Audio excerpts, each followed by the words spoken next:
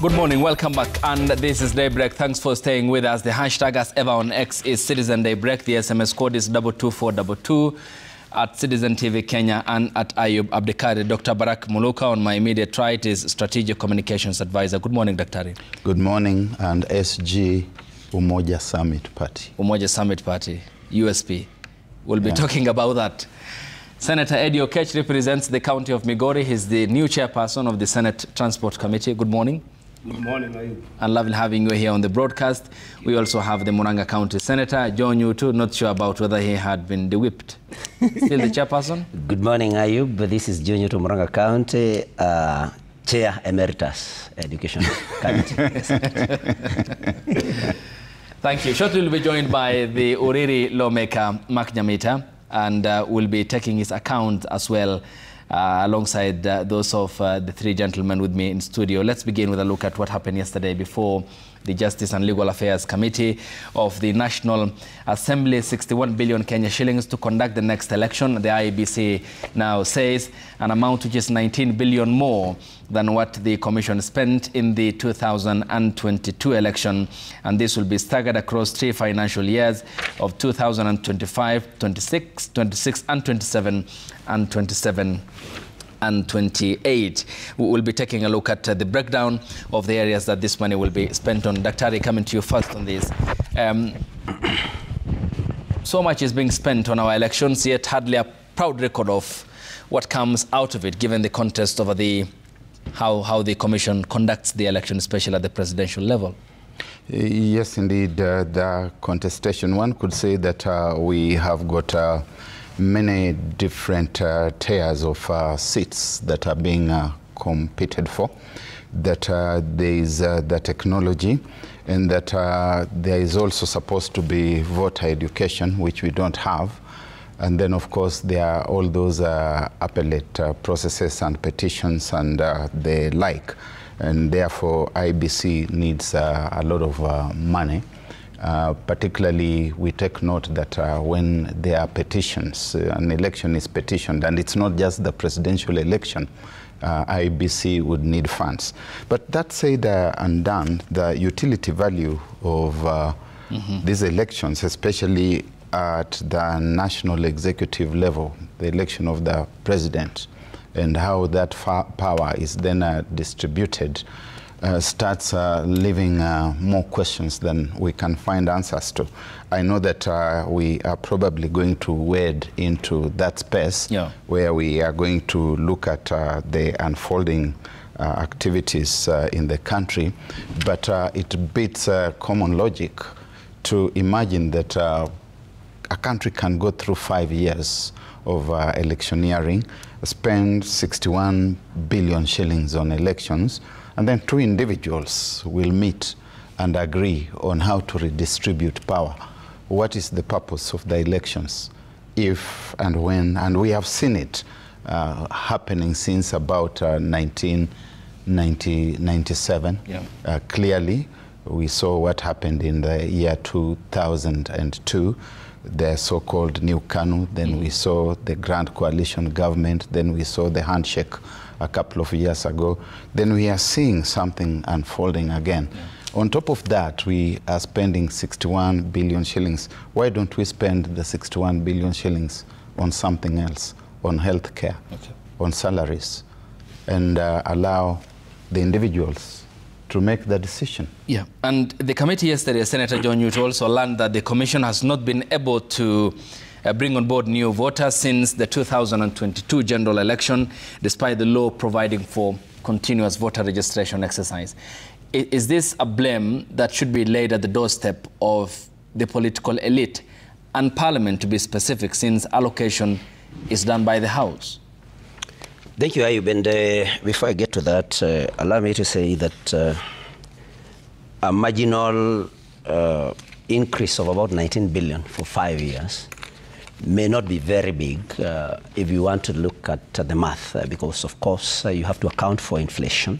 There is what we call the time value of money, of course. I mean, a shilling in 2022 will, of course, had a bigger value than a shilling will have in 2027. And again, you know that after every election, there is what we call an evaluation, so that the Electoral Commission then sees what it needs to improve on. And I believe, just like Professor Baraka said, I mean, we have technology will be new, I mean newer technology, because it becomes obsolete every now and then. And so it's not a very big amount of money. But now coming to the failure by IEBC to have, of course, registered or brought in new voters since 2022. I think, of course, if you ask those that are in the executive or the secretariat of the same, they will tell you, because we have watched them closely, and they're saying everything they have there. They're talking about, you know, we have not had commissioners over this period, and so the commission was somehow non-functional in a way. Forget that, of course, they do not need commissioners to do voter registration. My greatest worry would be, has there been political interference? Because Ayub, we may not have the evidence, but of course there are stories out there that there is a suppression of voter registration, especially in some areas, of course, with the 2027 election in mind. So these court cases that have been going, especially about commissioners, I mean, it is now emerging that those petitioners, I mean, have been sponsored from some corners. And so I think... to which you have to substantiate it. Yes, of course, you know, in this country, Ayub, you will hear many things, and they will start as rumors, and then they get to be true. Of course, I may not have evidence about that, but when you hear something out there, in the fullness of time, because we have been here for quite some time, you find that it actually comes to be the truth. So I think then, just to support what Barack Moruka is saying, that we need to have value for money. We spent 61 billion on an election. Is it value for money? Okay. People come together, like he has said, to sort out the difference that was there in the election. Why the election? And spending all this amount of money. I think those are questions that we should start asking ourselves. All right. And shortly we'll be joined here by Honorable Mark Nyamita, the Uriri lawmaker. But first, Senator Eddie, to you. Are the Kenyan people given value for money on what they are spending on the Electoral Commission? The straight answer would be no. Because for you to look at the amount of money that IEBC spends in election without looking at how much money anybody who vies for election spends, then you miss the entire election process. The reason why we have got IEBC is so that IEBC can be able to conduct credible and verifiable elections and give people the right results. And part of that is that the state is even spending on protecting a vote. On average, anybody who vies in this country, from MCA to the president, will spend about 3,000 shillings to protect their vote, when that money has already been paid to IEBC. And it's simple. You can trace it to a tallying center, how much money is spent on policemen to protect a voter, as well as to protect anybody who is vying's vote. Then there is people we call election officials, who again we are spending on to protect that vote. If after that you still have a requirement of people having polling agents to protect their votes, and then they have to escort their votes with their own money, then you're not getting value for money, you're wasting money. But that said, I don't think that marginally, if you do the analysis, marginally that 19 billion that has been added is statistically significant. I think is fair. Because if you do that math very easily, we have got about 20 million voters right now. 22 million voters. 22 registered. Yeah, I'm just rounding it off. That means that if you do the simple math, then it means that if you want to be simplistic, out of 61 billion with 22 million voters, you are investing about 300 shillings per voter. Okay? Which is a lot. Which is a lot of money. But It's more than that, because if in 2022 we spent 44 billion against 22 million registered voters, that was about 2,000 Kenya shillings. So the number could be. I'm saying marginally what you've added. Yeah. 3 million. I mean 300 shillings that you basically are adding on a voter. Yes. But the point is, then you must be able to track where is this money going to be spent. Because you have asked the issue of value for money. So where is this money going to be spent? And what IBC is proposing now is what I have a problem with. It's not the marginal increase on the cost of taking care of a voter's, a voter and protecting that vote. But if you look, for instance, there is a planned expenditure of legal petitions. IBC is expecting to use about 1 billion. I think that is ridiculous. There is legal reforms. IBC is saying that they're going to use about 333 million. Completely ridiculous. There is something here that IBC choose to call elections dispute resolutions. Okay. 560 million. Completely ridiculous. Where IBC should be spending, where we should see IBC spending more money, is where they're actually spending less money. For instance, if you look at disposal and tendering process, IBC is only planning about 235 million, meaning that they are going to spend much, much less per voter in acquiring and ensuring a proper tendering process, right? Which actually was one of the biggest disputes in the last 3 elections that we have had. You'd find that in the tendering process, there's a lot of defective equipment that are brought in the country. There is a lot of double balloting that are done in the country. There's a lot of mischief in the procuring processes that needs to be watertight. You look at something like the tallying centers, which is actually where, if you look at our laws, elections start and begin at the tallying center. And at that tallying center, there's no proper investment by the IBC, because in this proposal, IBC is saying that in the tallying centers, they're only going to spend 201 million. When actually that is where everything is supposed to happen. So there's misplaced priority here that makes IBC one of those classical institutions that is perfecting the idea of less budget to eat. Okay. And that's a problem, because then the value for money can never be found. Okay. Honorable Mark Nyamita, good morning. Good morning. Lovely having you here on the broadcast. The Commission also says that it proposed yesterday to spend 7 billion Kenya shillings to acquire 45,000 Kenya integrated election management kits. Does this, given what we had witnessed in 2022, imbue confidence in you as a voter and as a lawmaker who sits in the House that allocates the funding? Thank you, Ayuban. My apologies, I ran a bit late. You're still on time. One of the things I think that the figure in itself is quite astronomical. I listened to the presentations by the Deputy CEO yesterday in Parliament, saying that, the issue, they're actually using trust deficit as an issue, as a reason for justifying the cost. That Kenyans don't trust our institutions, including the Electoral Commission, so they have to put in measures to ensure that trust is sort of covered. But let me tell you, think about it. The biggest identity when you're going through an election is your ID card or your passport. We already have a register. There are very few cases, and there are already enough safeguards that it is not possible for me to use your ID number today. Are they spending even 10 billion to do that? The answer is no. Why not just simply take the ID register as it is, clean it up, turn it into a voter registration? Technology now is available. I actually can postulate that the figure of 67 billion can be halved, even less, because we already have a database.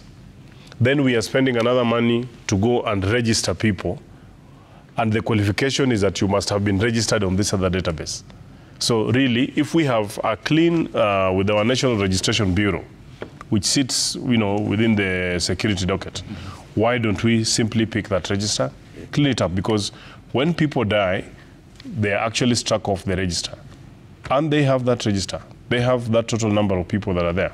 We simply take that, they already have biometrics on that register. You remember when you're picking your ID, your biometrics are actually picked. They already have biometrics on that particular register. Today, if someone wanted to find out where I am, they can come and dust my fingers here, and they'll just check it against the database with the National Registration Bureau and be able to find where I was. So the thing is very simple. This figure is extremely high. Let us simply pick that register, turn it into the IEBC, okay, and use very simple technology. So, and issues of petitions. We have now conducted elections for a very long time. When you look at the issues that lead us to petitions, they should have actually summarized, and they can isolate some of those small hiccups. Okay. So I actually think that IEBC, either by commission or omission, are the ones who actually generate cases for the many lawyers who are actually in their list. And when you look at the pending bills, every other election cycle, I remember every time this is my second time coming to Parliament, every other time when we have done an analysis, every other election, the highest bill is disputes. And the disputes have more to do with the IEBC than even the candidates themselves. So the question is the organization doing something, or are they setting up themselves? And that's why they would budget for such a high figure, okay, in anticipation. Okay, and Daktari, to finish up on this and change gears, the Auditor General, Dr. Nancy Gathungu, also flagged the theft of kits as contained in her report on the accounts of IEBC for the 2020-21 financial year. And this was presented before the Public Accounts Committee of the National Assembly in 2023. Despite having the intentions to address trust deficit issues, still there are more landmines ahead of the Commission, is it, given how they have handled this very critical equipment in their possession? Yeah, that actually gravitates towards the criminal offences space, because when we talk about an asset, a movable asset that cannot be accounted for because apparently it has been stolen, then I think that is a case for criminal investigation and a case for prosecution of whoever is in charge. And when you look at items that get lost, they are actually coded, and the persons in whose custody those things are supposed to be held at any one given time are supposed to be known. They are supposed to be registers that can clearly indicate that this is the point at which this particular kit would appear to have gotten lost. So it should be possible to hold somebody accountable. But beyond that, I think it's also true to say that IEBC tends to go into paralysis between one election and the next one. It has certainly been in a state of paralysis over the past 2 years, and very soon we are going to cobble up a new commission, in the sense that we are going to be having new commissioners after a period of about 2 years of really nothing seeming to be happening. A lot of mischief of this kind will take place during that kind of season. And a lot of the kinds of things that Waheshimiwa here are talking about, that you can see there's a very grand allocation towards damage management and damage control, that IEBC is already anticipating the possibility of huge petitions and huge amounts of money being sent towards the petitions. It's an indication that they are preparing for lots of things to go wrong as usual, instead of seeking to forestall those kinds of possibilities, and therefore spending more funds towards efficiency. Okay, and Senator, is that the case then, given that what the lawmaker from Uriri here had submitted, largely tying itself up to the Commission setting itself up for failures, and then thereafter the petitions that may come out of the elections? Well, I think there are different ways of looking at it, Ayub, because sometimes, of course, some of these petitions are thrown out by courts. So meaning sometimes then it's not, wholly the IEBC to take blame for it. But I think, yes, we should try to economize and to improve on the systems and on efficiency, because sometimes when you allocate too much for contingency purposes, especially on things that need to be corrected after after the election is happens, we should look at which things these are. And like I said in the beginning, because they do an evaluation after every election, then they should be able to tell well in advance where problems are likely to crop up from, and of course then seal the loopholes, if any, other than allocate money to deal with the problems when they come, because of course most of them are avoidable. But Honorable Nyamita basically zeroed in on the kits. That is this. But if you look at the Nation on page 4, that whole table there are so many other things that, and I don't speak for IEBC, I'm just trying to read their thinking. You look at the various items on column 1, recruitment, there is nothing that you can save on there. All those things, maintenance, purchase of motor vehicles, media campaign, stakeholder engagement. But generally, I would have wanted to say, amounts allocated to voter education, because it continues being a problem, Ayub. But generally, I think they have been able to tabulate the expense, the expenditure items well. But I think I agree with my co-panelists that there is need to improve, especially on the areas of solving problems that are avoidable. When we get back from the break here on the broadcast, gentlemen, we focus our attention on the olive branch extended to the former Prime Minister Raila Odinga by the former Deputy President Rigathi Gachagua following his return from Addis, where he lost to Djibouti's Mahmoud Yusuf Ali at the African Union Commission elections. The former Prime Minister was in the county of Kisumu yesterday, where he said in the coming few weeks he'll be given directions on his political future. We'll be discussing that after the break here on the broadcast. Stay tuned.